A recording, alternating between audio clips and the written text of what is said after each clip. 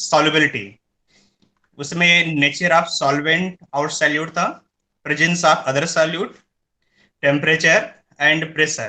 Pressure में कुछ था, बताया था मैंने कि जो प्रेशर है, प्रेशर गैस के लिए अलग होता है और लिक्विड के लिए और सॉलिड सॉल्यूशन के लिए कोई इफेक्ट नहीं होता। उसमें मैंने डिटेल में बताया था लास्ट क्लास में क्या होता है प्रेशर का इफेक्ट। ओके, सॉल्युबिलिटी को मैंने डिफाइन भी किया था, डिसोल्यूशन प्रोसेस क्या होता है उसके बारे में बताया था, और उसका जो थर्मोडायनामिक रिलेशन है वो भी मैंने बताया था कि क्या होता है, किस तरह से सॉल्यूशन डिजोल्व होता है। फिर इसके बाद मैंने बताया था different type of concentration terms, उसमें mass percent, volume percent, mass by volume percent, parts per million क्या होता है बताया था, स्ट्रेंथ बताया था ग्राम पर लीटर में, molarity, molarity, molarity, mole fraction क्या होता है ये भी मैंने बताया था। मोल फ्रैक्शन दोनों के लिए डिफाइन होता है, सॉल्वेंट के लिए भी और सॉल्यूट के लिए भी, तो दोनों ही मैंने बताया था यहाँ पर। और मोल फ्रैक्शन में जो रिलेशन है वो भी मैंने लिखवाया था। नॉर्मलिटी क्या होता है ये भी मैंने लास्ट क्लास में बताया था। इसके बाद मैंने कुछ क्वेश्चंस कराए थे क्लास में, और एक क्वेश्चन मैंने होमवर्क के लिए किया दिया था। तो ये क्वेश्चन किया तुम लोगों ने बेटा? देव, किया होमवर्क? ध्रुव, अभिलाष, किसी ने किया homework? Hello? No, no sir. नहीं किया? ओके, देखो बेटा इसका मैंने सोल्यूशन यहाँ पर लिख दिया है, जो आंसर आंसर में बता दिया है, बहुत ही आसान है। यहाँ पर क्वेश्चन था calculate molarity and molarity and mole fraction, तीन क्वेश्चन एक ही में था। Molarity, molarity and mole fraction of K I if the density of 20% mass by mass aqueous solution is 1.202 gram per ml. Molar mass दिया गया था potassium का 39, iodine का 127। तो पहले तुम्हें आइडेंटिफाई करना था मोलरिटी क्या होता है। ठीक है, तो कर देखते हैं यहाँ पे बेटा। तो थोड़ा बहुत तो होमवर्क करना चाहिए तुम लोगों को। मयंक, मयंक, जॉय, तुमने किया? कोई आंसर तो दो।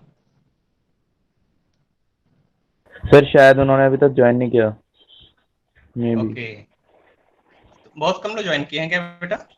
सर अभी क्लास जस्ट स्टार्ट हुई है ना, थोड़ी आज जल्दी स्टार्ट हुई है। ओके, आ रहे हैं सर, धीरे धीरे आ रहे हैं सर। ठीक है, तो इसका सोल्यूशन हम लोग देख लेते हैं तब तक, जब तक बाकी लोग आते हैं तब तक हम लोग देख लेते हैं। Okay sir.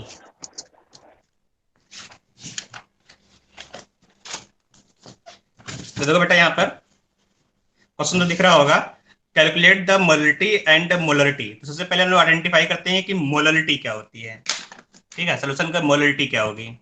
तो मोलरिटी उस स्मॉल एम से लिखोगे, molarity small M is equal to number of moles of solute divide by mass of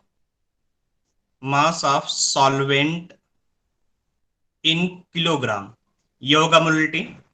तो यहां पर दिया गया है क्वेश्चन में 20% mass by mass aqueous solution. तो कंसिडर करेंगे यहां पर, कंसिडर कंसिडर 100 ग्राम सोल्यूशन। ठीक है, तो 100 ग्राम सोल्यूशन में पोटेशियम आयोडाइड 20% है ना, 100 ग्राम में 20 ग्राम हो जाएगा इसका मतलब। तो मास ऑफ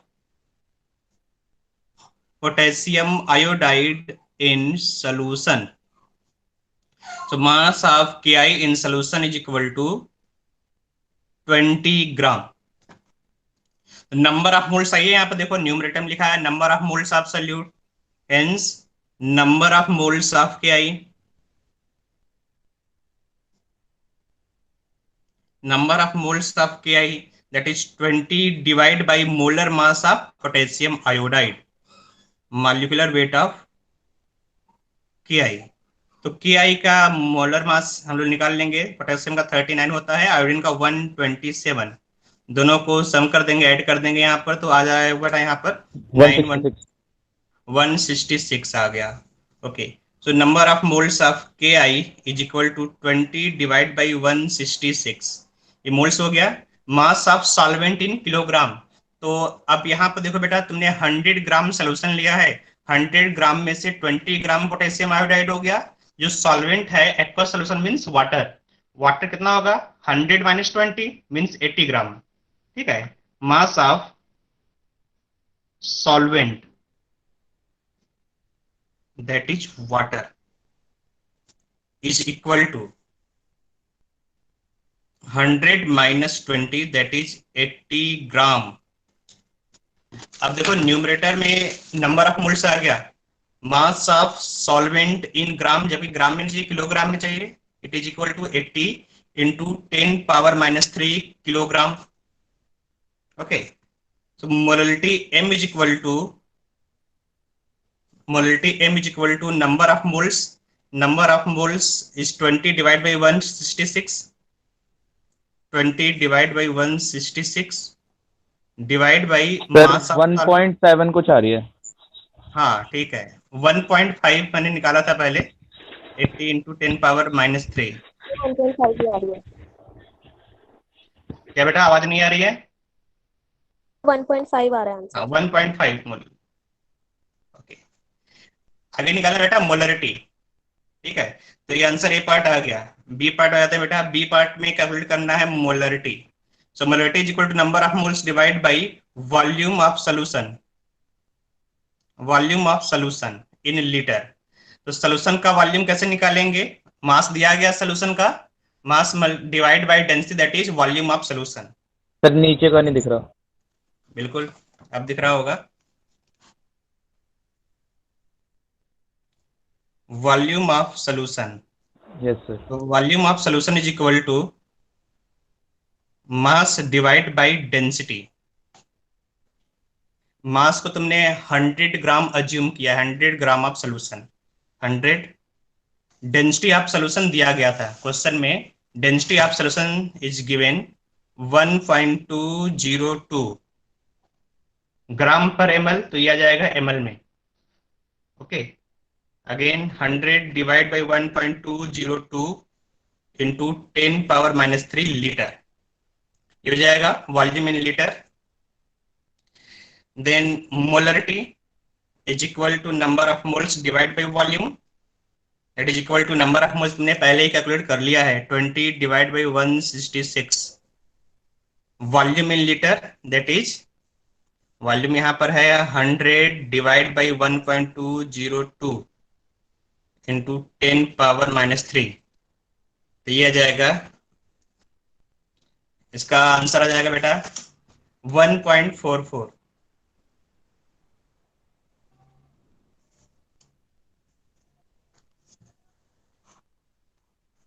क्लियर?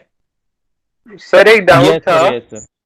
कुछ ना, सर की डेंसिटी की जगह कई जगह स्पेसिफिक ग्रेविटी दे रखा होता है, तो उसको कैसे करना होता है? बिल्कुल दोनों एक ही चीज है। अगर डेंसिटी दिया गया हो तो उसको डेंसिटी को ही डेंसिटी मानेंगे, अगर स्पेसिफिक ग्रेविटी दिया गया उसका भी मतलब वही होता है डेंसिटी। सर कुछ क्वेश्चंस में वेपर डेंसिटी भी दी होती है। नहीं, वेपर डेंसिटी दूसरा चीज होता है, डेंसिटी अलग चीज होता है। स्पेसिफिक ग्रेविटी और डेंसिटी एक चीज होता है, ठीक है, ओके केमिस्ट्री में। Okay sir. Okay, third part है, थर्ड पार्ट क्वेश्चन में पार्ट सी पूछ रहा है बेटा, mole fraction of Ki, mole fraction of Ki that is number of moles of Ki divide by total number of moles, moles of Ki plus number of moles of water. Okay, so mole fraction of potassium iodide is equal to number of moles of potassium iodide divide by total number of moles. तो ये 20 divide by 166 हमने calculate किया था, number of moles of potassium iodide divide by 20 divide by 166 plus number of moles of water, mass of water divide by molar mass of water. तो 100 में से 80 gram water था, 80 gram of water divide by molar mass of water is 18। इसको solve करोगे तो आ जाएगा 0.026। अगर मान लो क्वेश्चन में दे देता what is the mole fraction of water, ये तो बहुत आसान है, 1 minus mole fraction of potassium iodide. Okay, so 1 minus 0.026, इसको सॉल्व करेंगे तो आ जाएगा।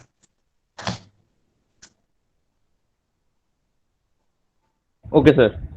ओके, तो ये तो बता दिया तो पहले से ही कि किस तरह से एक यूनिट को दूसरे यूनिट में कन्वर्ट करते हैं। कुछ जगह पर कुछ फार्मूला भी लिखा होता है कि किस तरह से कन्वर्ट करेंगे, एक यूनिट को दूसरे यूनिट में कैसे कन्वर्ट करेंगे, एक कंसंट्रेशन टर्म को। कोई दिक्कत नहीं है, हम लोग फार्मूला भी देख लेंगे। ठीक है, जो फार्मूला है, फार्मूला हम लोग लिख लेंगे यहाँ पर। तो यहाँ पर formula relation between mole fraction and molarity. तो अगर मोल फ्रैक्शन दिया गया है और मोलरिटी निकालना है तो उसके लिए फार्मूला रहेगा molarity is equal to mole fraction of solute. B means solute, A means solvent. ठीक है, जहां पर सबस्क्रिप्ट सॉल्यूट, बी लिखा हो subscript B, then that is solute, और subscript A that is solvent. So molarity is equal to XB means mole fraction of solute multiplied by 1000 divided by 1 minus XB mole fraction of solute multiplied by molar mass of A means solute। ये capital M है, molar मास।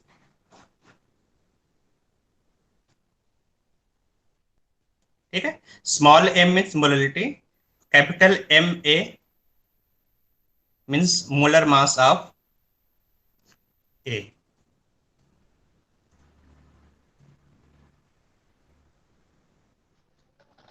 Second relation बेटा, relation between molarity and molarity. तो ये relation यहाँ पर निकाला हुआ है, 1/m is equal to density, कहीं कहीं पर स्पेसिफिक ग्रेविटी लिखा रहेगा, डेंसिटी और specific gravity, divide by m into 1000 minus MB divide by 1000। यहाँ पर D जो डेंसिटी है, density of solution, that is gram per ml। Density दिया रहेगा ग्राम पर ml में, तो ये ग्राम पर ml में डेंसिटी है। कैपिटल M यहाँ पर मोलरिटी है, याद रखना, जहां पर केवल और केवल कैपिटल M है वो मोलरिटी होगा। और अगर कोई सबस्क्रिप्ट या सुपरस्क्रिप्ट है ना, जैसे कैपिटल MB यहाँ पर दिया गया है, that is molar mass of solute, यहाँ पर था मोलर मास ऑफ सॉल्वेंट था। ठीक है, याद रहेगा, सबस्क्रिप्ट अगर लगा हुआ तो मोलर मास है, अगर सबस्क्रिप्ट नहीं है तो मोलरिटी टर्म है। सर अगर डेंसिटी केजी पर लीटर में गिवन होगी तो भी तो एक ही बात है। कन्वर्ट कर ले, हाँ कोई दिक्कत नहीं है, उसको हम लोग इस यूनिट में कन्वर्ट कर लेंगे। ठीक है, ओके सर। हाँ, थर्ड रिलेशन दिया गया बेटा, relation between molarity M and mole fraction. So molarity M is equal to XB into 1000 into density, यहीं पर सब पहले से तुमने लिखा है क्या होता है इस सिंबल का मतलब, divide by XA into MA plus XB into MB, ये स्टार का मतलब मल्टीप्लाई किया गया है। ठीक है, तो XA into MA plus XB into MB। तो अगर जरूरत होगा तो हम लोग इसका यूज कर लेंगे, अगर ये फॉर्मूला नहीं भी याद है तो भी हम लोग प्रीवियस मेथड का यूज करके निकाल लेंगे। ठीक है, 100 जूम कर लेंगे, कंसिडर 100 ग्राम सोल्यूशन और 1 लीटर सोल्यूशन, उस तरह कंसिडर करें हम लोग सिंपली निकाल सकते हैं। तो वहां पर फॉर्मूला जरूरत नहीं होगा, लेकिन टाइम लगेगा। ठीक है, अगर फॉर्मूला तुम्हें याद है, पहले से मालूम है तुम्हें ये फॉर्मूला होता है, तो वहां पर वैल्यूज को रखेंगे, डायरेक्ट एक लाइन में आंसर आ जाएगा। ओके, तो अगर तुम्हें याद करना तो इसको याद कर लो। सर लास्ट वाला फॉर्मूला दिखाना एक बार। बिल्कुल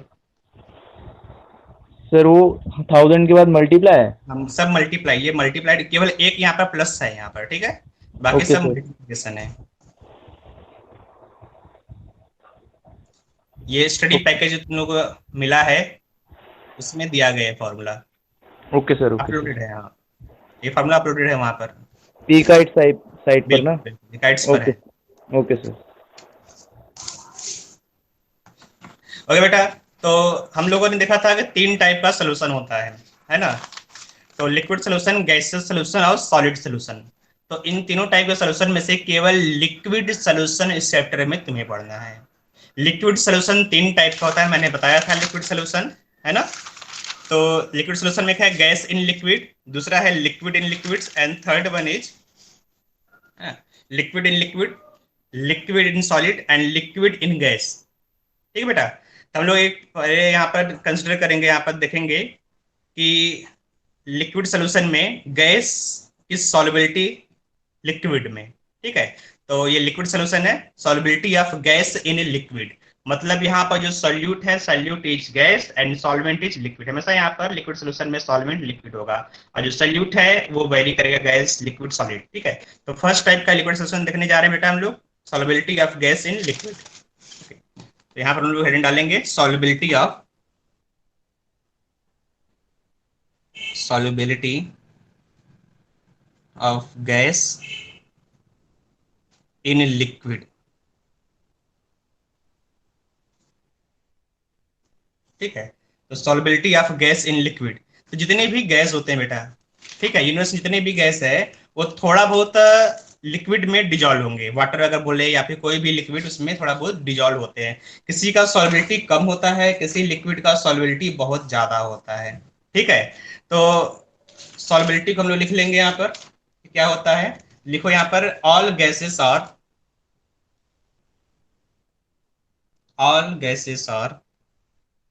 सर ब्राइटनेस थोड़ी ज्यादा हो रही है पेज पर।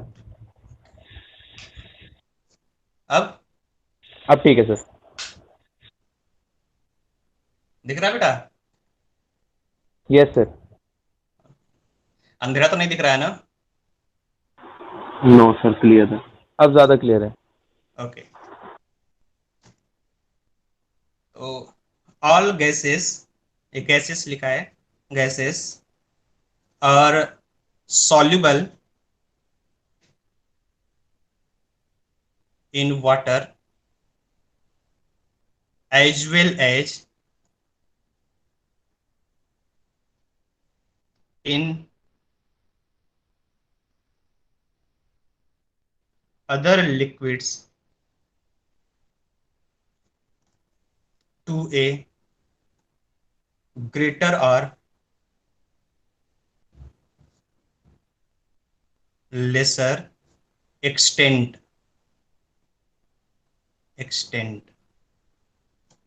ओके, इसके बाद हम लिखेंगे बेटा effect of various factor on solubility.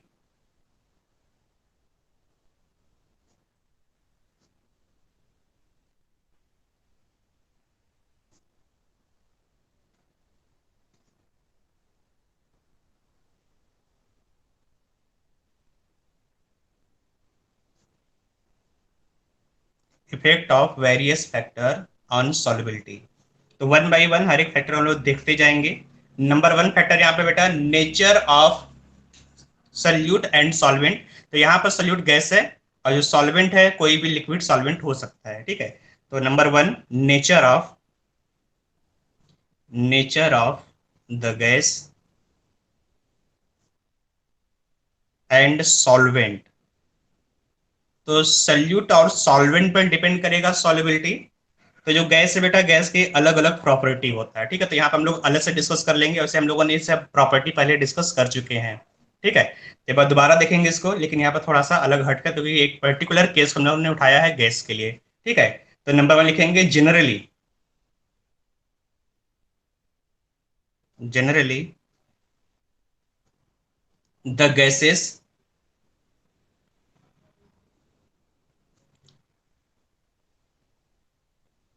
which can be easily liquefied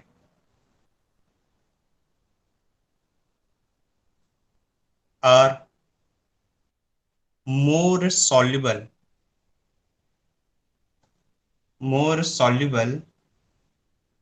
in common solvent,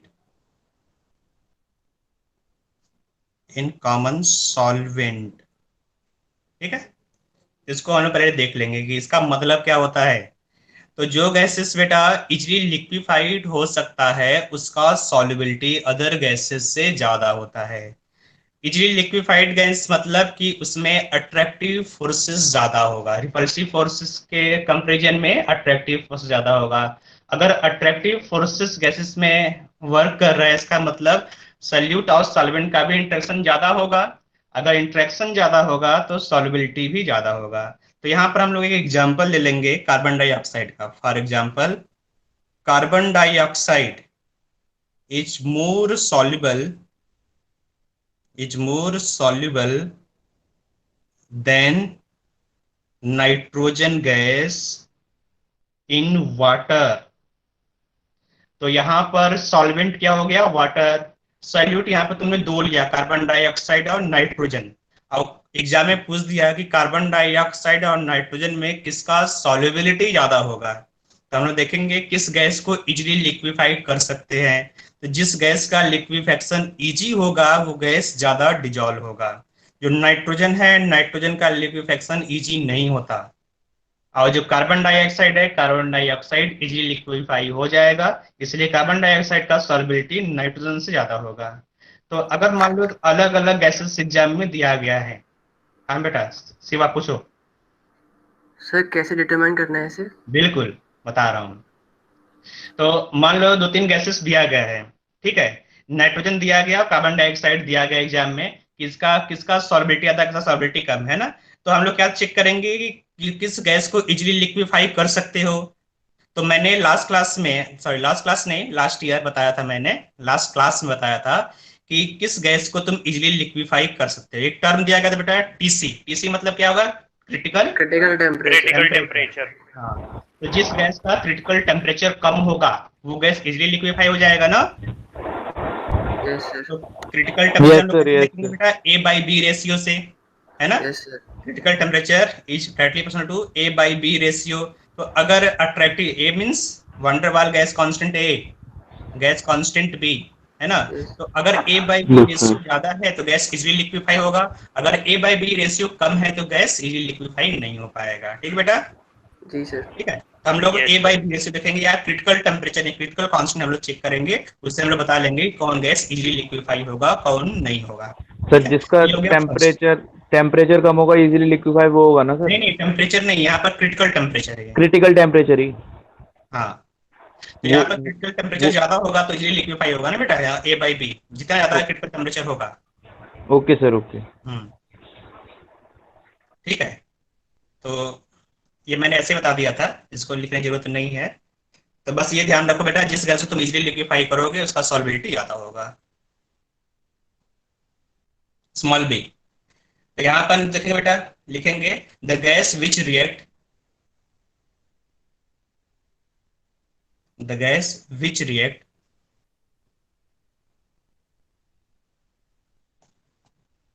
with the solvent possess higher solubility।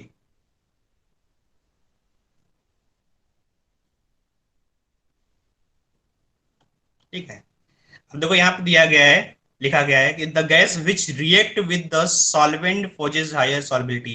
अगर कोई गैस सॉल्वेंट से थोड़ा बहुत रिएक्ट करता है तो उसका सॉल्युबिलिटी ज्यादा होगा। रिएक्ट मतलब केमिकल रिएक्शन कर रहा है या फिर कुछ बॉन्ड बना रहा है, जितना ज्यादा इंटरेक्शन होगा उतना ज्यादा सॉल्युबिलिटी होगा। ठीक है, तो अगर सल्यूट और सॉल्वेंट एक दूसरे से रिएक्ट कर रहे हैं, इसका मतलब वहां पर अट्रैक्टिव फोर्स ज्यादा होगा और ज्यादा गैस डिजॉल्व होगा। फॉर एग्जाम्पल, यहाँ पे एग्जाम्पल देखते हैं बेटा, HCl and ammonia in water. ठीक है, देखो बेटा जो HCl होता है, HCl को वाटर में डालोगे यहाँ पर ना, तो HCl वाटर क्या होगा? यहाँ पर जो HCl गैस है ये, और वाटर क्या है बेटा? वाटर यहाँ पर लिक्विड है, सॉल्वेंट।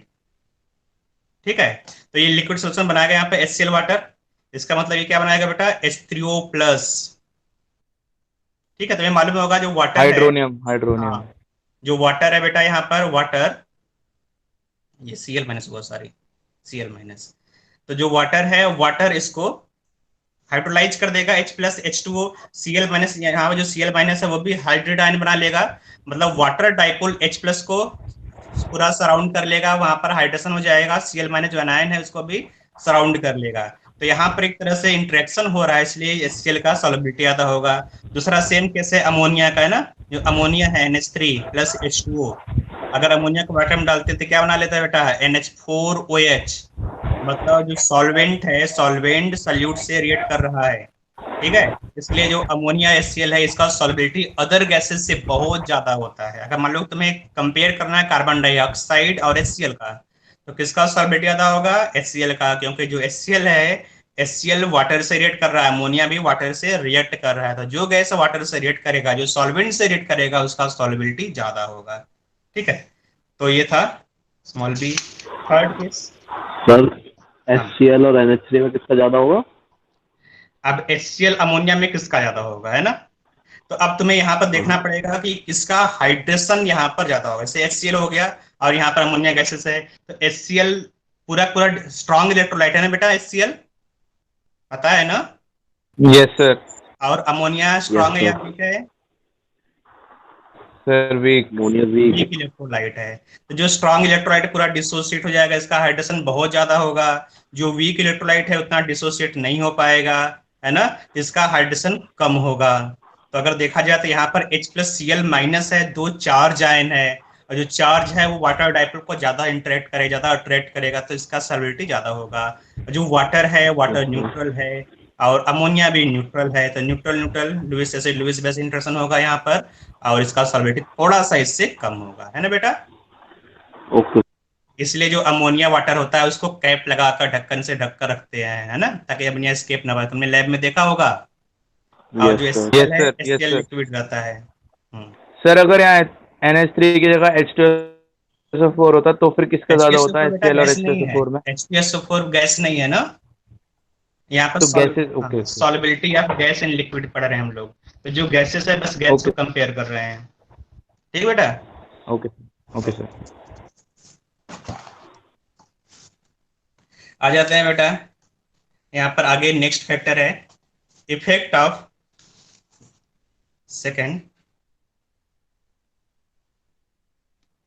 Effect of temperature.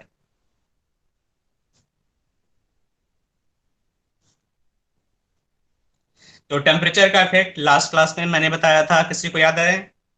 अगर टेम्परेचर को इंक्रीज करोगे तो सर सॉलिबिलिटी इंक्रीज हो जाएगी, इंक्रीज हो जाएगी। लिक्विड में डिक्रीज हो सकती है। करोगे तो सॉलिबिलिटी इंक्रीज होगा, लिक्विड यहाँ में पर गैस डिक्रीज है ना, डिक्रीज। हाँ, तो सॉलिबिलिटी डिक्रीज होगी, डिक्रीज। तो मैंने सही बोला, सॉलिबिलिटी डिक्रीज होगा। On increasing the temperature solubility of gas decreases, यहाँ लिखेंगे yes sir. On increasing the temperature. Sir ये वाला पॉइंट समझ नहीं आया सर, एक बार बता दो।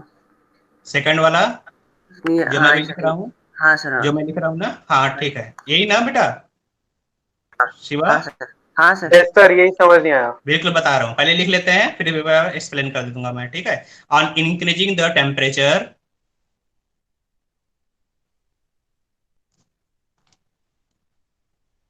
solubility of gas decreases sir ये तो उसी की वजह से होगा ना कि एस्केप ना करे काइनेटिक एनर्जी की वजह से। बिल्कुल, वहां से भी देख लेते हैं और इक्विलिब्रियम से भी देख लेंगे हम लोग, ठीक है। Since dissolution of gas is endothermic process,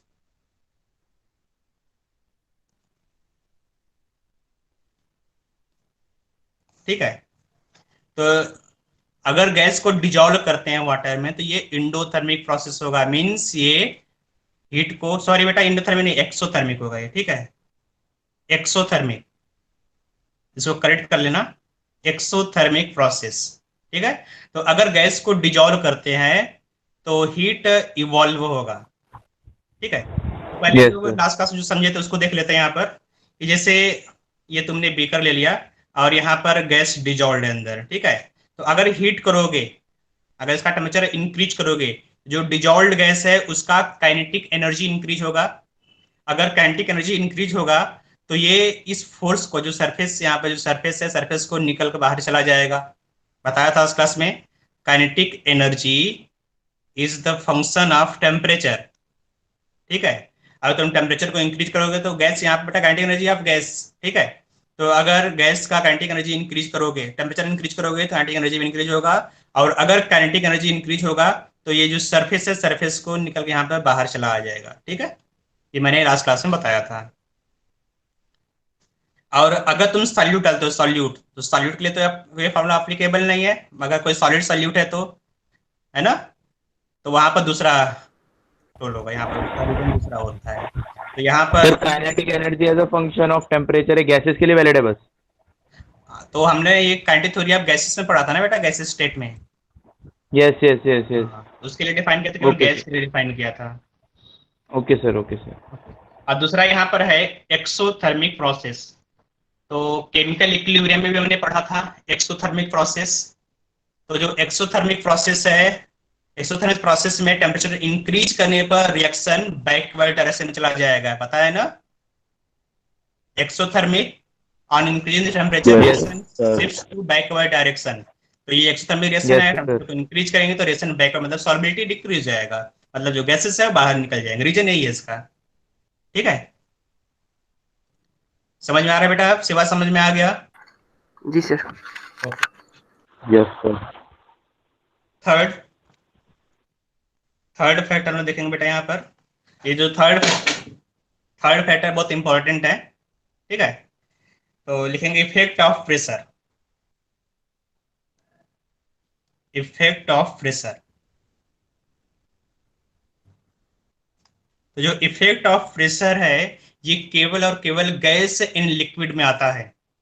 अगर सॉलिड को तुमने लिक्विड में डिजोल्व किया तो वहां पर प्रेशर का कोई इफेक्ट नहीं होता, प्रेशर का कोई रोल नहीं है। लास्ट क्लास में मैंने एक्सप्लेन कर दिया था, ठीक है। लेकिन अगर कोई गैस है, गैस में तुम प्रेशर को इंक्रीज करोगे, मैंने बताया था, जैसे तुमने क्या लिया, एक बीकर ले लिया, ठीक है, और यहाँ पर कोई गैस है और ये हो गया तुम्हारा सॉल्वेंट, ठीक है। और तुम प्रेशर को अप्लाई करोगे, यहाँ पर प्रेशर बढ़ाओगे तो जो गैस है, गैस क्या होगा बेटा, यहाँ पर उसका सॉल्बिलिटी इंक्रीज होता चला जाएगा, ठीक है। तो जो सॉफ्ट ड्रिंक्स होता है देखा होगा तुमने, प्रेशर अप्लाई करके गैसेस को डिजोल्व करते हैं सॉफ्ट ड्रिंक्स में, कोका कोला वगैरह में, है ना। जब प्रेशर को रिलीज करते हैं जो डिजोल्व गैस है ये आवाज के साथ बाहर निकल आती है, फिस की आवाज आती है, ठीक है। तो प्रेशर को रिलीज करोगे जो डिजोल्व गैस है वो बाहर निकल जाएगा, तुम प्रेशर को अप्लाई करोगे जो गैस है गैस का सॉल्बिलिटी इंक्रीज हो जाएगी, ठीक है। तो ये केवल और गैस के लिए बेटा है, केवल और केवल गैस के लिए एप्लीकेबल है, यहाँ लिखेंगे, ओके। तो यहाँ पर जो इफेक्ट ऑफ प्रेशर है इसको हेनरी ने एक्सप्लेन किया था, इसलिए यहाँ पर हेनरीज लॉ भी बोलते हैं इसको, हेनरीज लॉ, ठीक है, हेनरीज लॉ लिखना बेटा, हेनरीज लॉ। तो हेनरीज लॉ क्या होता है इसको लिखेंगे, the mass of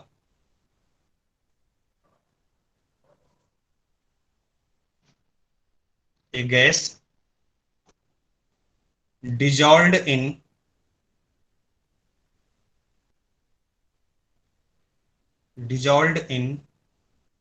a given volume of the liquid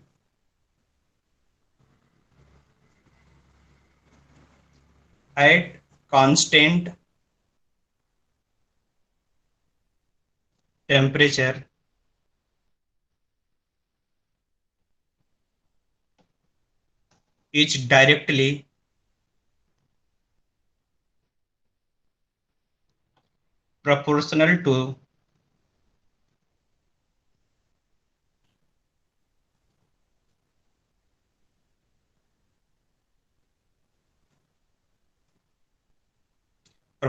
to the pressure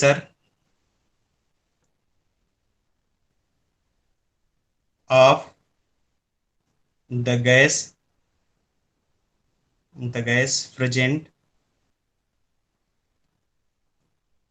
in equilibrium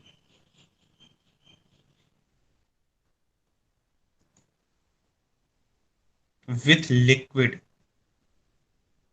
ठीक है। The mass of gas dissolved in a given volume of liquid at constant temperature is directly proportional to the pressure of the gas present in equilibrium with liquid. तो ये ट्रिब्यूशन तुम्हें लिखना पड़ेगा। अगर Henry's law exam में पूछ दिया, CBSE में अगर पूछता तो लिखना पड़ेगा, तो इतनी जरूरत नहीं है। ठीक है, तो समझ में आ गया होगा। तो बेसिकली ये है, अगर तुम प्रेशर को इंक्रीज करोगे, जितना प्रेशर इंक्रीज करोगे उतना ज्यादा गैस डिजॉल्व होगा लिक्विड में। ठीक है, तो on increasing the pressure mass of dissolved gas increases. समझ में आ रहा है बेटा? लिख सकते हैं ये वाला रिलेशन। ठीक है, तो यहाँ पर हेनरी ने उल्टा यहाँ बोला था। हेनरी क्या बोला था? The mass of gas dissolved, the mass of gas dissolved is directly proportional to the pressure. उसने ये बोला था mass of dissolved gas is directly proportional to the pressure. दोनों तो बात एक ही है, चाहे तुम प्रेशर को लेकर इसको अप्लाई करो चाहे मास को लेकर। तो मैंने मास को कर दिया यहाँ पर, अब प्रेशर को लेकर इसको एक्सप्लेन करेंगे। ठीक है, so pressure is directly proportional to the mass of dissolved gases। तो अगर जितना ज्यादा यहाँ पर प्रेशर अप्लाई करेंगे, प्रेशर मतलब जो गैस है, ठीक है, जिस गैस को डिजॉल्व करना है उसका पार्शियल प्रेशर, तो इस गैस का प्रेशर अप्लाई करेंगे तो यहाँ पर नंबर ऑफ पार्टिकल इंक्रीज हो जाएगा। तुम्हें मालूम है ना, अगर हर एक चीज को टेम्परेचर को कांस्टेंट कर दे, वॉल्यूम को कांस्टेंट कर दे, तो PV is equal to NRT, ये फार्मूला देखेंगे हम लोग, है ना। तो यहाँ पर वॉल्यूम कांस्टेंट है, आर कांस्टेंट है, टी कांस्टेंट है, तो pressure, partial pressure is directly proportional to the number of moles. Means यहाँ पर तुम नंबर ऑफ मोल्स इंक्रीज कर रहे हो सॉल्यूट का। ठीक है, और ये क्या है बेटा? इक्विलिब्रियम प्रोसेस है, इन इक्विलिब्रियम। तो अगर रिएक्टेंट का नंबर ऑफ मोल्स इंक्रीज करोगे तो रिएक्शन कहाँ शिफ्ट होगा? Forward direction. फॉरवर्ड।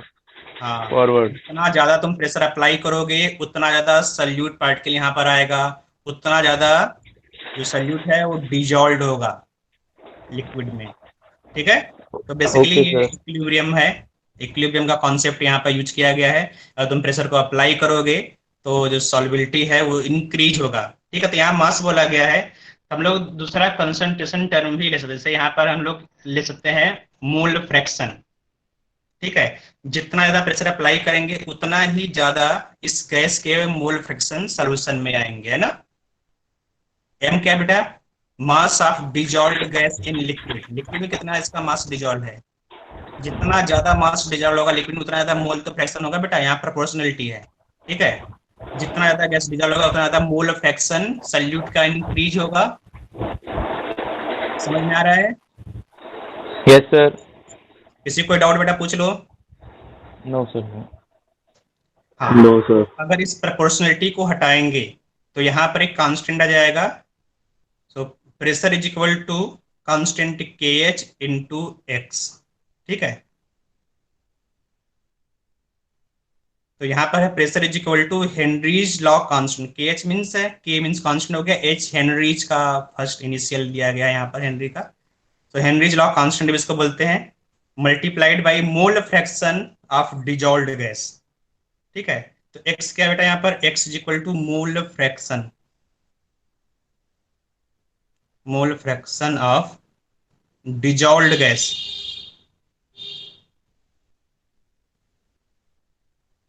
इन सॉल्यूशन। ठीक है, तो सॉल्यूशन में कितना गैस डिजॉल्व हुआ उसका मोल फ्रैक्शन ये x है बेटा। मतलब लिक्विड स्टेट में जो डिजॉल्व्ड गैस है इसके अंदर जितने गैस पार्टिकल आ गए उसका मोल फ्रैक्शन है। प्रेशर क्या बेटा? गैस का ही प्रेशर यहाँ पर है। ठीक है बेटा, मोल फ्रैक्शन भी गैस का है और प्रेशर भी गैस का है जिस गैस को डिजॉल्व कर रहे हैं।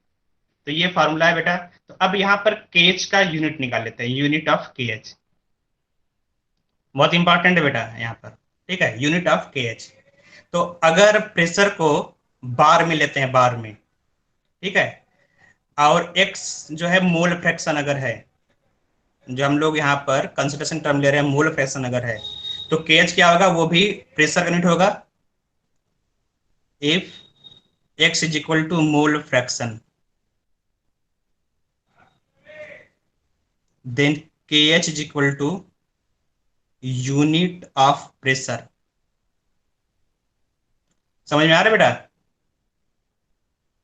अगर मोल फ्रैक्शन का बेटा कोई यूनिट लेस होता है, पता है ना, मोल फ्रैक्शन यूनिट लेस है। सर।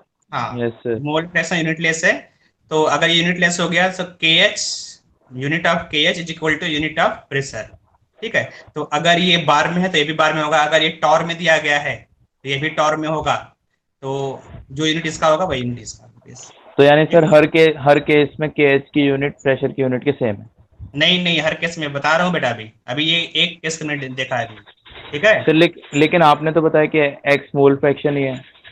हाँ, यहाँ पर एक्स को मोल फ्रैक्शन लिया है ना, क्योंकि यहाँ पर हमने क्या रिज्यूम किया है यहाँ पर कि जो गैस डिजॉल्व हो रहा है ना, उसका मास यस है। यहाँ पर प्रोपोर्शनलिटी साइन है बेटा, यहाँ प्रोपोर्शनलिटी को तुमने हटाया मोल फ्रैक्शन से, ठीक है। यस यस यस तो अब यहाँ पर जो कंसंट्रेशन टर्म है, हम यस मोलरिटी भी तो ले सकते हैं। जैसे यहाँ पर देखो, जो हेनरीज लॉ ओके में बोला बेटा, है ना। So yes pressure sir is directly proportional to the concentration. ये भी तो सकता है, जितना ज्यादा प्रेशर अप्लाई करेंगे उतना ज्यादा बेटा। यहाँ पर इसका ऑक्सिलरी मतलब कि सेकंड लॉ है यहाँ पर, ठीक है। तो अगर हम प्रेशर अप्लाई करते हैं, प्रेशर इंक्रीज करते हैं, तो डिजॉल्व्ड गैस का कंसंट्रेशन भी इंक्रीज होगा। यस सर हाँ, तो अब यहाँ पर जो कंसंट्रेशन टर्म है, कोई भी कंसंट्रेशन टर्म यहाँ पर यूज कर सकते हैं, ठीक है। ये इसको जनरलाइज कर रहे हैं हम लोग यहाँ पर। So pressure is equal to mole fraction into concentration term को यहाँ पे हमने सी ले लिया, ठीक है। तो जो सर सी मोल है फ्रैक्शन या हेनरीज कांस्टेंट? यहाँ पर हेनरीज कांस्टेंट मोल, ये तो दूसरा हो गया, हेनरीज लॉ कांस्टेंट है ना। अब यहाँ पर जो यस यस केएच है, यहाँ पर डिफरेंट कंसंट्रेशन टर्म के लिए हम लोग डिफाइन कर रहे हैं, ओके ओके ओके ठीक है। तो यहाँ पर जो सी होगा, मोलरिटी हो सकता है, और मोलरिटी और मोल फ्रैक्शन, है ना। जितने भी कंसंट्रेशन टर्म तुम चाहते हो यहाँ पर यूज कर सकते हो, मोलरिटी, मोलरिटी, मोल फ्रैक्शन, है ना। तो यस अगर यहाँ पर मोल फ्रैक्शन है, तो ये जो केएच है, this KH and this KH will be same. आ गया यस ये सर वाला। अगर मोल फ्रैक्शन ले रहे हो तो ये वाला केएच और ये केएच सेम होगा। लेकिन यस सर अगर कंसंट्रेशन टर्म मोलरिटी लेते हो, if C is equal to molarity is equal to M, ठीक है, then Henry's law will be P is equal to KH into M। ये हो जाएगा मोलरिटी ऑफ सोल्यूशन, ठीक बेटा।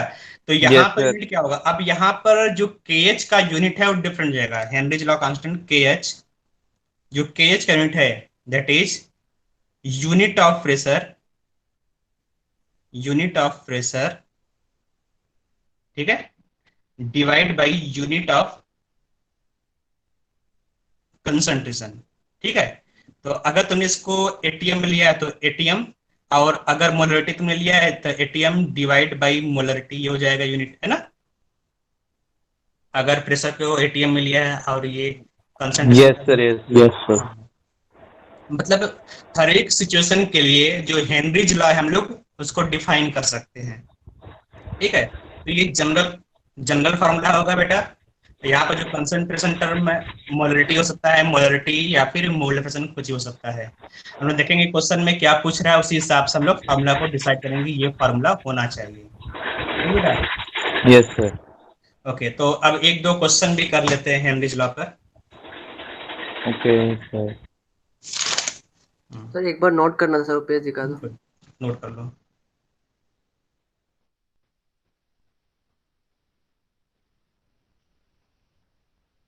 यस सर हो गया। ठीक है, ओके, उल्टा मैंने नोट कर दिया क्वेश्चन को। ओके, दिख रहा होगा कि नहीं, दिख रहा है क्वेश्चन, मैं पढ़ दे रहा हूँ एक बार क्वेश्चन को, ठीक है। KH for H2 gas in water, ये G मतलब गैस है, H2 gas in water system is 5.34 into 10 power 7 Tor.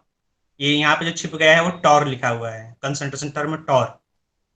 If the partial pressure of H2 over a solution at 25 degrees Celsius is 760 torr, then determine the solubility of hydrogen. Assume that density of water and solution are same, ठीक है। Determine the solubility of hydrogen, मतलब hydrogen को कितना dissolve कर सकते हैं वो पूछ रहा है।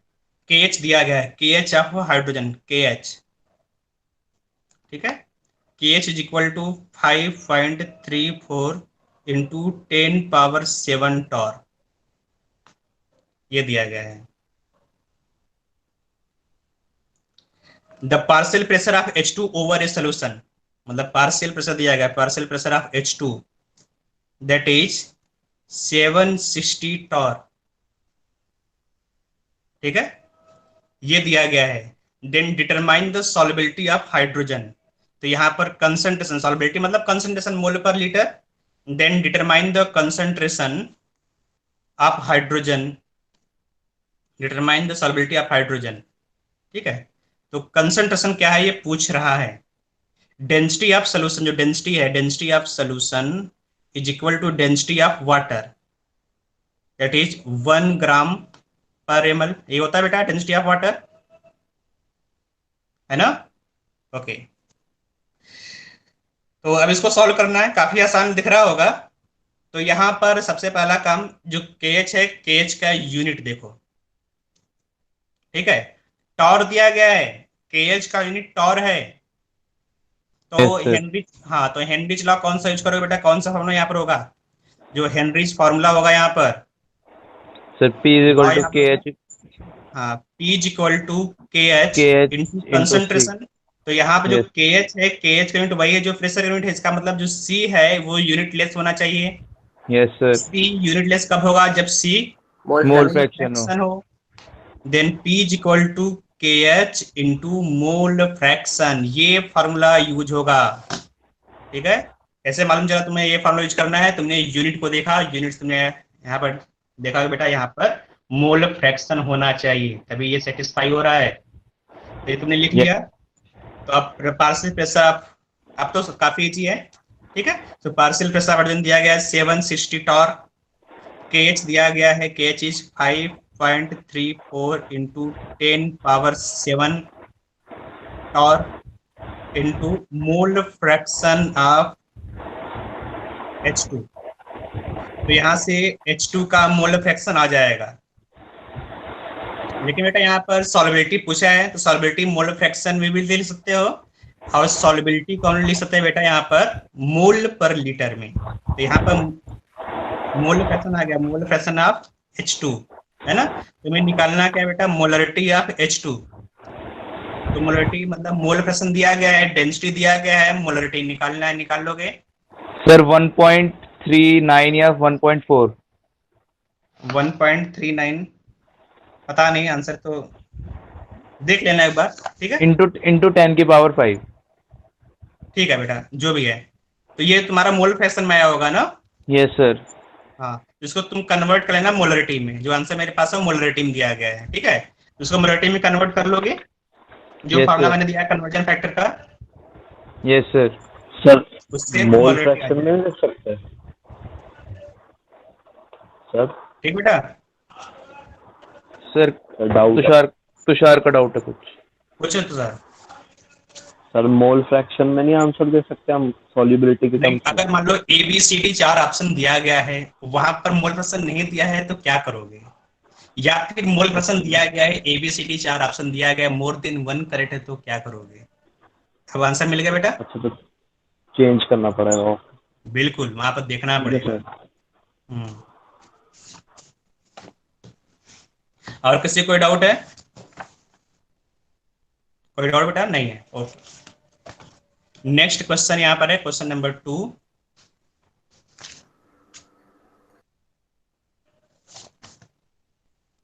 सर एक बार Question number पीछे वाला 2 क्वेश्चन दिखाना। दिख रहा है, ये तो हो गया ना बेटा। यस सर, हो गया। इसको देखो, नेक्स्ट क्वेश्चन को देखो, question number 2। At 298 Kelvin and 1 atm pressure, solubility of N2 in water was found to be 6.8 into 10 power minus 4 mole per liter. If partial pressure of N2 is 0.78 atm, then what is the concentration of N2 dissolved in water under atmospheric condition? ठीक है, तो partial pressure दिया गया है और nitrogen का solubility पूछ रहा है, what is dissolved nitrogen in water. तो अब यहां पर देखो बेटा, यहां पर जो दिया गया है पहले उसको देखेंगे, ठीक है। तो 1 atm प्रेशर दिया गया है, pressure is equal to 1 atm solubility of nitrogen, ठीक है। सर एक डाउट था पूछो। सर, जो हमारा P is equal to KH into X होता है, उसमें मोल फ्रैक्शन ऑफ A होता है, मोल फ्रैक्शन ऑफ B होता है? नहीं नहीं, वहां पर जो गैस डिजॉल्व हो रहा है उसका मोल फ्रैक्शन, गैस का मोल फ्रैक्शन। गैस क्या है बेटा, सॉल्यूट है ना, बी होगा। हाँ, और कोई डाउट है? अच्छा, नहीं sir, thank you sir. P is equal to 1 atm solubility of N2 का solubility of N2 is found to be 6.8 into 10 power minus 4 मोल पर, मतलब मोलरिटी दिया गया है। तो प्रेशर यहाँ पर 1 atm है, कंसंट्रेशन देखो यहाँ पर दिया गया है मोलरिटी में, प्रेशर एटीएम में, कंसंट्रेशन मोलरिटी में, तो हेनरीज लॉ का फॉर्मूला लग जाएगा बेटा, है ना। So P is equal to KH into M आ जाएगा, क्योंकि यहाँ पर कंसंट्रेशन टर्म मोलरिटी दिया गया है, डुअलिटी वाला फॉर्मूला यूज करेंगे। और यहाँ पर जो अननोन है K, देखो यहाँ पर पूरे क्वेश्चन में KH नहीं दिया गया है, हेनरीज लॉ कांस्टेंट नहीं मालूम तुम्हें, तो इस रिलेशन से KH निकालोगे, ठीक है। So pressure is equal to 1 atm, KH is unknown, molarity is 6.8 into 10 power minus 4, hence KH is equal to, अब तो आसान है ना, 1 डिवाइड बाई 6.8 into 10 power 4, जो भी है कर लेना, ठीक है। ये आ गया KH। अब देखो नेक्स्ट कंडीशन देते हैं, if partial pressure of N2 0.78। अब जो पार्शियल प्रेशर है, जो प्रेशर पहले 1 atm था, उसको डिक्रीज करके 0.78 atm कर दिया गया। एटमॉस्फेरिक कंडीशन 78% नाइट्रोजन होता है बेटा, तो यहाँ पर दिया गया है partial pressure of N2 is 0.78 atm, then what is the concentration of N2। तो अब मोलरिटी क्या होगा वो पूछ रहा है, निकल आएगा ना, P is equal to KH into M, तो KH यहाँ से रख दोगे, मोलरिटी पूछ रहा है ना, और जो प्रेशर है, प्रेशर इज गिवन 0.78 atm आ जाएगा बेटा। Yes sir. Yes sir. कर लेना, सर 1 सेकंड कर रहे हैं। बिल्कुल कर लो। 64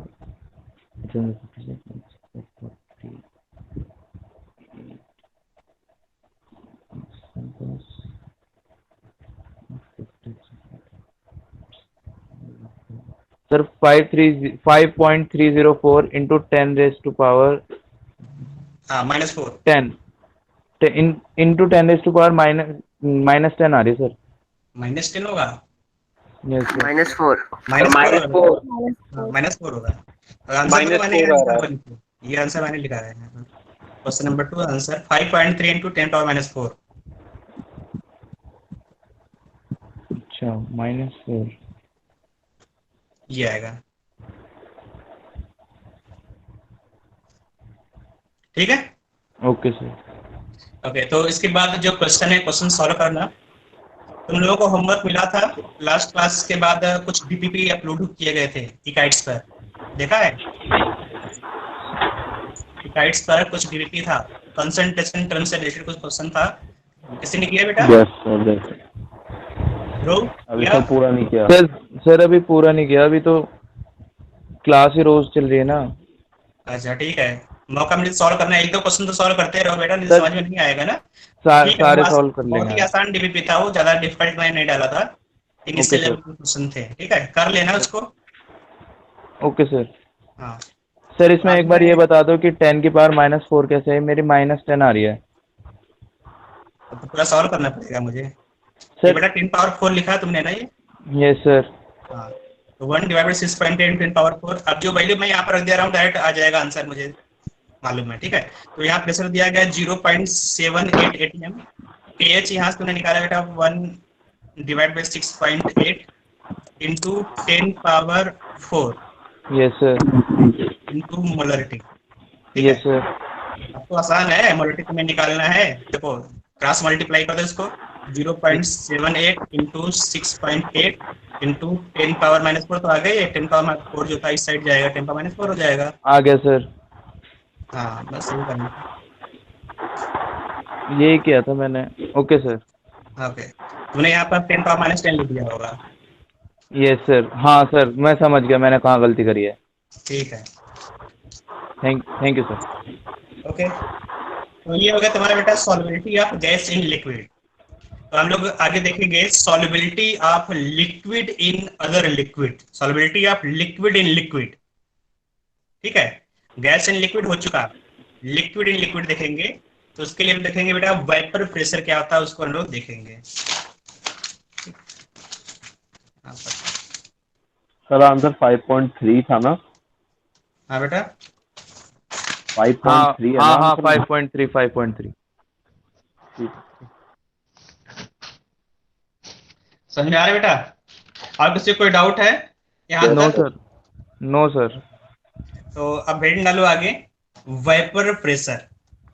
sir solubility of liquid in liquid है अब। हाँ, solubility of liquid.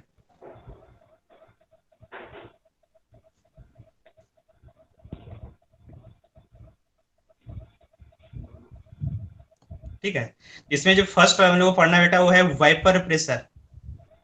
Vapour pressure, आवाज आ रही है? आ रही है आवाज सर। आ रही है वेपर प्रेशर। ठीक है, तो हमने देखते हैं बेटा वेपर प्रेशर होता क्या है, वेपर प्रेशर ऑफ लिक्विड। ठीक है, तो उसके लिए हम पहले देखेंगे कि वेपर बनता कैसे है।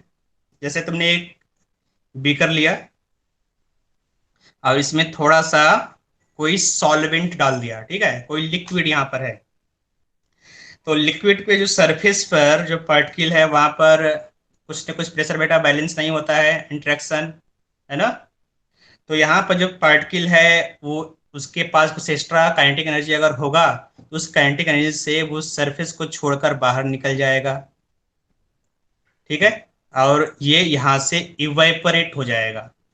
समझ में आ रहा है बेटा? Evaporation process.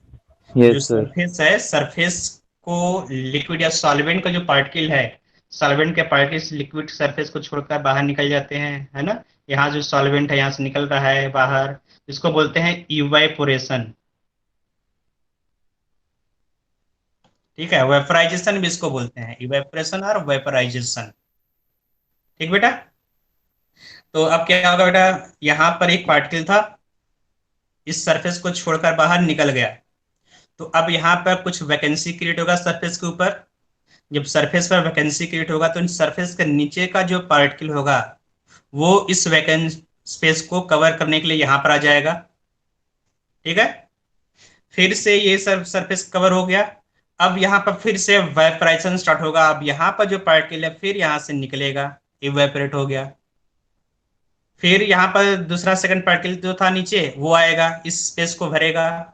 1 बाय 1 जितने भी पार्टिकल यहाँ पर सरफेस पर वो निकलते चले जाएंगे, है ना। इसका मतलब जो लिक्विड का लेवल है वो कम होता चला जाएगा, डाउन हो जाएगा लिक्विड का लेवल। तो अब लिक्विड धीमे धीमे कम होगा। एक टाइम ऐसा आएगा बेटा यहाँ पर जो बीकर है वहां पर थोड़ा सा भी वाटर या फिर सॉल्वेंट नहीं मिलेगा, है ना। पूरा का पूरा जो वाटर है इवेपोरेट हो जाएगा। इसको इवेपोरेशन प्रोसेस बोलते हैं ना। अगर तुम थोड़ा सा वाटर रख दो कहीं रूम पर या बाहर कहीं पर भी रख दोगे तो वो इवेपोरेट हो जाएगा। ठीक है, यस सर। तो ये तो काफी आसान है। तो ये तो काफी सिंपल केस था कि जब ओपन इवेपोरेशन हो, ओपन मतलब जो बीकर है वो ओपन है, कवर नहीं किया है, तो इवेपोरेट हो जाएगा। अब तुमने देखा होगा इवेपोरेशन को बचाने के लिए ढक्कन लगा देते हैं इसके ऊपर, है ना। जैसे प्रेशर कुकर में। नहीं, प्रेशर कुकर में नहीं, जैसे तुम्हारे पास सेंट का बोतल है, okay okay okay okay sir. Open तो रखते नहीं हो ताकि उड़ जाए वो, उसको कवर करके रखते हो ना, लिड लगाकर ढक्कन लगाकर बंद करके रखते हो, नहीं तो पूरा सब उड़ जाएगा, वेपरेट हो जाएगा। ठीक है, अब होता क्या बेटा, यहाँ पर तुमने इसको कवर कर दिया। जब इसको कवर, ये क्या बेटा, ओपन, ओपन इवेपोरेशन। ठीक है, ओपन इवेपोरेशन मतलब जो बीकर है वो ओपन है, बीकर के ऊपर तुमने लिड नहीं लगाया, ओपन इवेपोरेशन। ठीक है, इवेपोरेशन प्रोसेस को बोलते हैं। तो अब क्या किया तुमने, दूसरा बीकर लिया, ठीक है, इसमें उतना ही वाटर डाल दिया या सॉल्वेंट डाल दिया और इसको लीड लगा दिया। अब क्या होगा आप बताओ, लेवल कम होगा या ज्यादा होगा, आप बताओ बेटा। सर इक्विलिब्रियम अटेन हो जाएगा। लेवल क्या होगा वाटर का, लिस्ट जो सॉल्वेंट का लिक्विड कम होगा या फिर ज्यादा सर होगा? पहले सर कम होगा, पहले फिर से एक कम हो जाएगा। इक्विलिब्रियम पोजीशन आ जाएगा। Yes sir. हाँ सही पर है, कम होगा। ठीक है। अब क्या होगा बेटा, यहाँ पर सबसे पहले क्या होगा, जो सरफेस पे पार्टिकल है इवेपोरेट हो जाएगा। इवेपोरेशन प्रोसेस को बोलते हैं, इवेपोरेट हुआ, है ना। तो अब यहाँ पर जो इवेपोरेशन है वो सरफेस फिनोमेना, सरफेस से ही इवेपोरेशन होगा।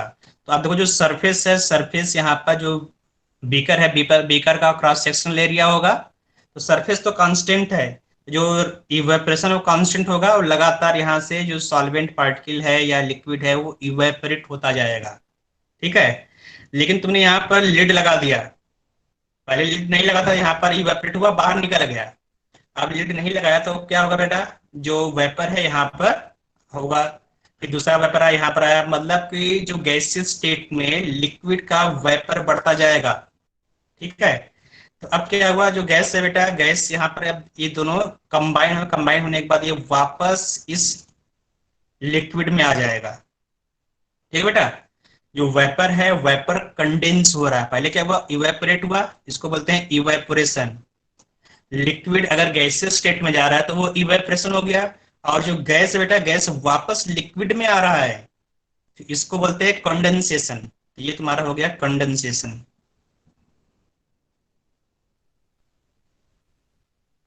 यहाँ बेटा क्या कंडेंसेशन नहीं हो रहा था, यहाँ पर तुमने लिड नहीं लगाया था, है ना।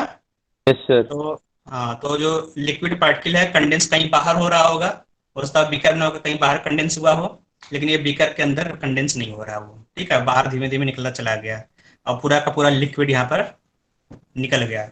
अब यहाँ देखो बेटा, तुम्हें लिड लगा दिया, अब जो कंडेंसेशन है इस बीकर के अंदर ही होगा, तुम्हें दिखाई देगा कि जो वेपर है इवेपोरेट हुआ, सॉरी वेपर जो है कंडेंस हुआ, वापस आ गया यहाँ पर, और जो लिक्विड है इवेपोरेट हो रहा है। तो यहाँ पर दो फिनोमेना एक साथ हो रहा है बेटा। यहाँ पर क्या हो रहा है, पहले तो सबसे पहले क्या हुआ, तूने लिड लगाया जस्ट, तो उस समय केवल इवेपोरेशन हो रहा था, है ना बेटा।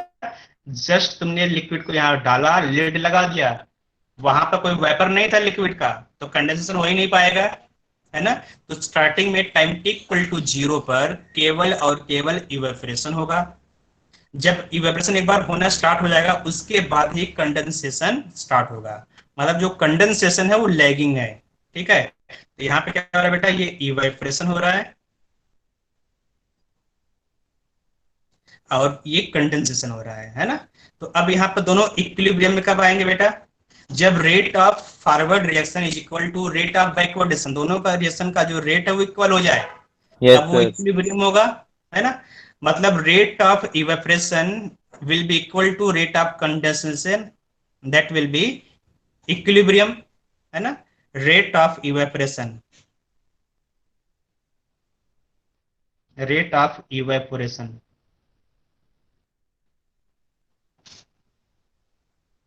है ना, is equal to rate of condensation. ये होगा बेटा इक्विलिब्रियम, ठीक है। स्टार्टिंग में इक्विलिब्रियम नहीं था। अगर हम लोग ग्राफ प्लॉट करें यहाँ पर ये टाइम वर्सेस रेट, ये रेट है ये टाइम है, ठीक है। तो जो रेट ऑफ इवेपोरेशन है, टाइम टी इक्वल टू 0 पर रेट ऑफ इवेपोरेशन तो कांस्टेंट रहेगा, क्योंकि जो सरफेस एरिया है लिक्विड का, है ना, जो सरफेस एरिया वो कांस्टेंट है, वो चेंज नहीं हो रहा है। जो इवेपोरेशन प्रोसेस है वो सरफेस फिनोमिना है, सरफेस पे डिपेंड करेगा। अगर सरफेस एरिया कांस्टेंट है तो rate of evaporation constant temperature पर भी कांस्टेंट रहेगा, ठीक है। याद रखो यहाँ पर कांस्टेंट, यहाँ पर एट कांस्टेंट टेम्परेचर, इक्विलिब्रियम पड़ रहा है कांस्टेंट टेम्परेचर,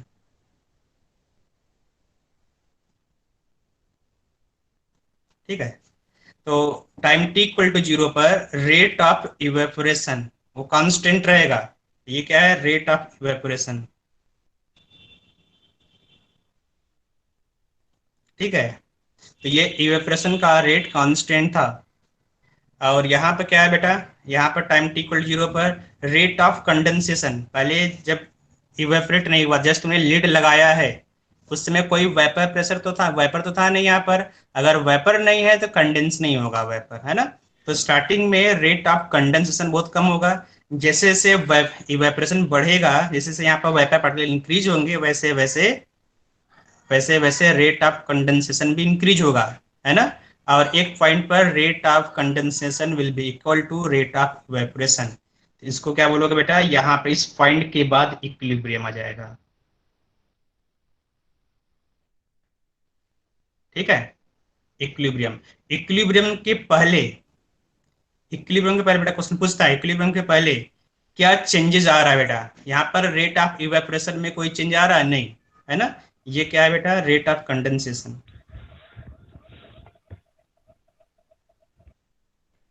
ये रेट है कंडेंसेशन। तो रेट ऑफ कंडेंसेशन इक्विलिब्रियम के पहले चेंज होगा। रेट ऑफ इवेपोरेशन इक्विलिब्रियम से पहले कांस्टेंट है। ठीक है, एट कांस्टेंट टेम्परेचर। समझ में आ रहा है। तो अब यहाँ पर हम लोग जो वेपर प्रेशर है वो इक्विलिब्रियम पर मेजर करते हैं। समझ में आ रहा बेटा। एक बार इक्विलिब्रियम आ यस गया, सर। उसके बाद हम लोग यहाँ पर मीटर लगाएंगे, है ना, और यहाँ पर प्रेशर मेजर करेंगे। तो जो प्रेशर यहाँ पर आएगा उसी को बोलते हैं वेपर प्रेशर। Okay sir. हाँ, तो वेपर प्रेशर इक्विलिब्रियम पर मेजर करोगे। इक्विलिब्रियम से पहले देखो, जो वेपर, देखो वेपर का भी चेंज होता रहेगा यहाँ पर धीमे धीमे, देखो यहाँ पर, है ना, चेंज हो रहा है। Yes sir. ठीक है, लेकिन यस। इक्विलिब्रियम के बाद देखो दोनों रेट कांस्टेंट हो गया, तो जो भी वेपर है वेपर का कंसंट्रेशन कांस्टेंट रहेगा। तो अगर कंसंट्रेशन सेम है तो जो वेपर प्रेशर है कांस्टेंट टेम्परेचर पर कांस्टेंट होगा, है ना। So at constant temperature, vapor pressure are constant for a given liquid.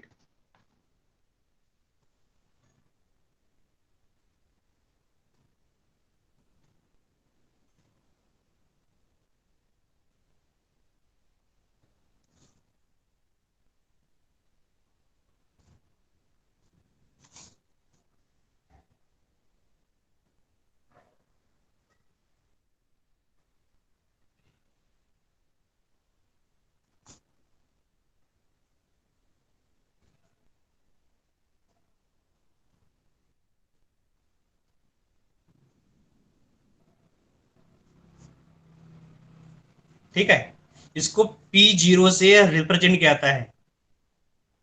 अगर कोई लिक्विड है, लिक्विड का जो वेपर प्रेशर है उसको P0 से P0 से रिप्रेजेंट करोगे। ठीक है, P0 बेटा यहाँ पर स्टैंडर्ड स्टेट नहीं है। ठीक है, यहाँ पर प्योर लिक्विड का, pure liquid P0 means vapour pressure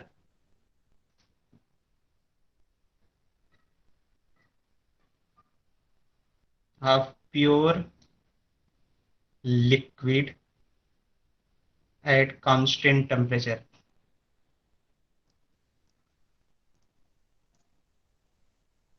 ठीक है, तो हम लोग यहाँ पर डिफाइन करेंगे बेटा वेपर प्रेशर। तो लिखोगे वेपर प्रेशर, इसका भी डेफिनेशन लिख देते हैं। वेपर प्रेशर पूछता है कभी कभी एग्जाम में। वेपर प्रेशर, प्रेशर एक्सर्टेड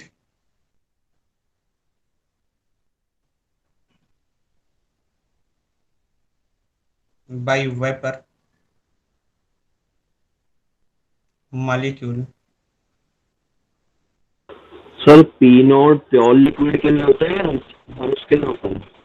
अगर नॉट लिखा हो मतलब प्योर लिक्विड के लिए, सोल्यूशन के लिए नहीं। ठीक है, vapour molecule on the pressure exerted by the vapor molecule on the surface of liquid when they are in dynamic equilibrium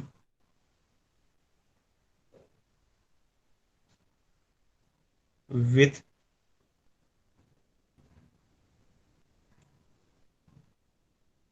यहाँ पर with it is known as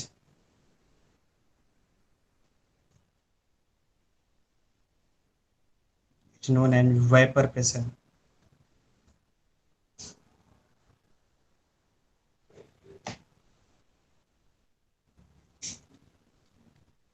इसको नोट कर लो बेटा।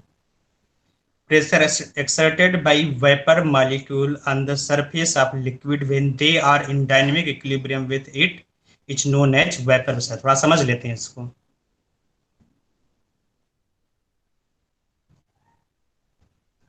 लिड लगा दिया बेटा, ठीक है। ये लिक्विड यहाँ पर है, लिक्विड इवेपोरेट हुआ और यहाँ पर क्या होगा बेटा, प्रेशर अप्लाई करेगा, है ना। तो यहाँ पर जो प्रेशर है, इसी प्रेशर को वेपर प्रेशर बोलते हैं, ठीक है। तो pressure applied by liquid vapour on it, इसी लिक्विड का ही वेपर है और इसी लिक्विड के ऊपर प्रेशर अप्लाई कर रहा है, इसी को वेपर प्रेशर बोलते हैं। और ये वेपर प्रेशर कब मेजर करोगे, इक्विलिब्रियम पर, ठीक है। इतना सारा जो मैंने बताया था वो इक्विलिब्रियम को एक्सप्लेन करने के लिए, ठीक है। तो इक्विलिब्रियम पर ही वेपर प्रेशर को मेजर करोगे। समझ में आ रहा है बेटा? किसी कोई डाउट है? Yes sir. हाँ पूछो। सर सर मया, नो डाउट सर। ओके ठीक है, तो नेक्स्ट क्लास में आगे देखेंगे, ठीक बेटा? Okay sir, okay sir, okay, good evening sir. Good evening. Good evening sir. Good evening बेटा। Good evening sir. Good evening sir एक चीज पूछ Thank रही you, थी sir. सर, ई काइट्स के बारे में सर, उसका पासवर्ड